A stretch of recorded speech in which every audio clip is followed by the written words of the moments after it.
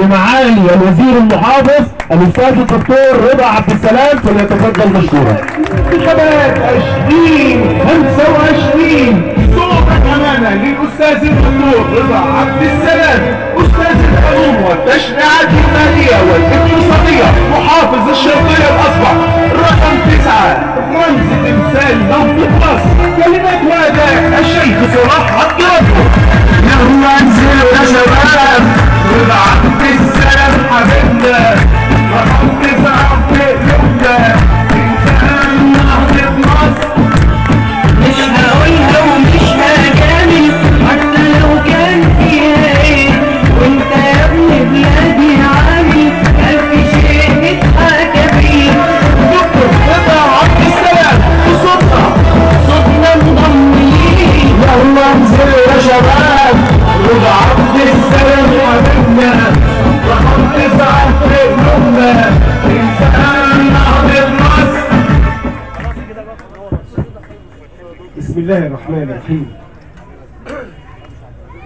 طبعا صوتي راح، ده مش صوتي، ده مش صوتي، ده انتوا لو سمعتوا صوتي احنا اللي عارفينه.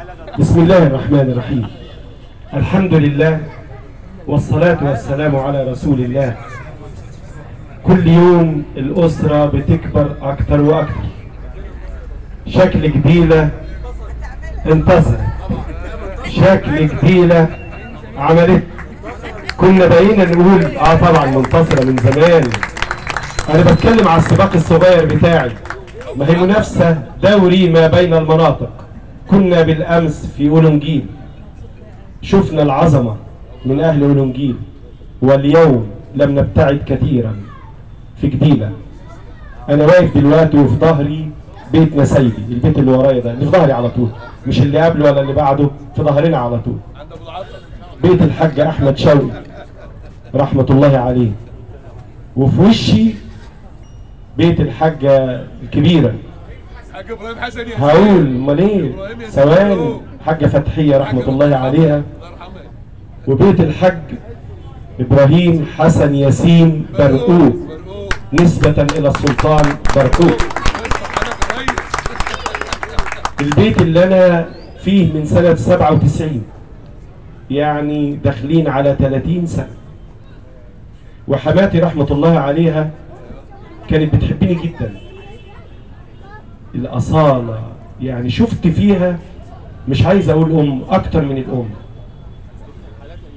حاجة نادرة. أنت أدرى بجد، لا ما هو قريب مني من سنين، يعني ما هو احنا في وش بعض تمام. فكان عندي شقة في مساكن المينا، ففضلت تتحلب لي وتقول لي لما جالي سفر بقى للكويت، كان جالي عرض جامد قوي في الكويت، قالت لي بص، بدل العفش بتاعك ما يفضل هناك في الشقة اللي هناك في مساكن المينا، ما تيجي تشطب عندنا هنا. وهي كانت بتدور لي على أي حجة عشان أبقى معاها. حب مش طبيعي. أنت أدرى، أنت أدرى بيها رحمة الله عليها. تقول لي أنا عاملة لك كذا النهاردة، أنا طبخة لك كذا النهاردة. شيء مش ممكن، شيء مش ممكن. ونسهر بقى الليالي في بيت الحاجة فتحية وهذه العائلة الكريمة. كنا بنسهر نقل العائلات اللي حوالينا لغاية الفجر، يعني عيلة حبيبة كانوا بيكرهونا من كتر الزعيق. فأنا ابن هذا المكان لعشرات السنين.